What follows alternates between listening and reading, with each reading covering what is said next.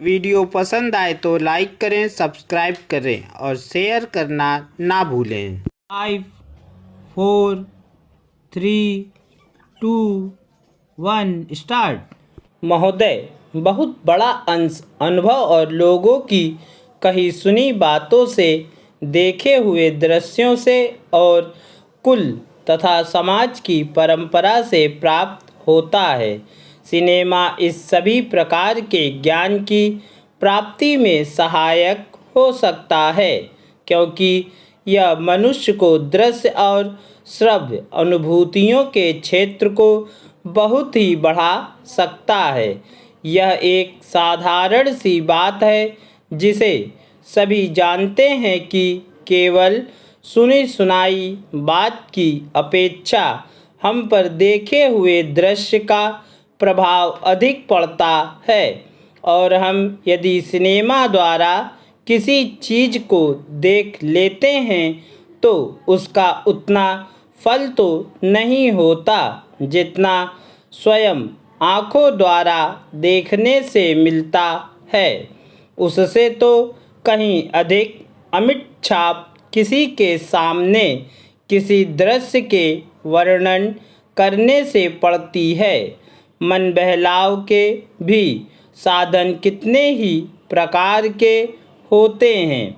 कुछ तो ऐसे हैं जो मन बहलाव के साथ साथ शिक्षाप्रद भी होते हैं, और इसके विपरीत बुरे संस्कारों का साधन बन जाते हैं। मैं स्वयं यह दावा नहीं कर सकता कि मैंने बहुत सी फिल्में देखी हैं। सच पूछिए तो मुझे बहुत कम फिल्में देखने का अवसर मिला है, पर मेरे पास जो खबरें पहुंचती हैं बहुतेरे विश्वसनीय भाइयों और बहनों द्वारा जो शिकायतें पहुंचाई जाती हैं, उनमें मालूम होता है कि बहुतेरी फिल्में दूसरी कोटि की है, जो शिक्षा अथवा मन बहलाव का साधन न बनकर बुरी वासनाओं को जागृत करती है, विशेषकर युवकों के चरित्र पर बुरा प्रभाव डालती है। हो सकता है कि इस प्रकार की फिल्में अधिक लोकप्रिय होती हों, उनके द्वारा अधिक पैसे कमाए जा सकते हों। कुछ लोग यह कह सकते हैं कि फिल्म निर्माताओं का काम ऐसी फिल्मों को बनाना है जो लोकप्रिय हों, क्योंकि वे एक प्रकार की मांग को पूरा करती हैं। यह भी कहा जा सकता है कि फिल्में का ध्येय मन बहलाव ही है। उसको तो तभी सफल मानना चाहिए जब फिल्में उन लोगों का मन बहला सके जिन लोगों के लिए बनाई गई हों।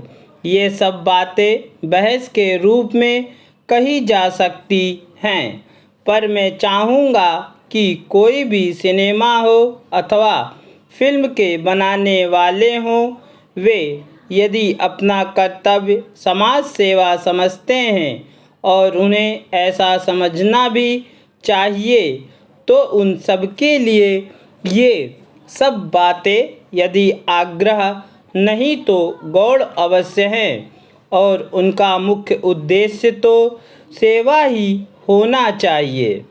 सेवा तभी तक सेवा रहती है जब तक वह सेव्य का हित करे, न कि उसे गिराए। इसलिए मैं चाहूँगा कि फिल्म बनाने वाले इस पर विचार करें कि उनका उद्देश्य क्या है।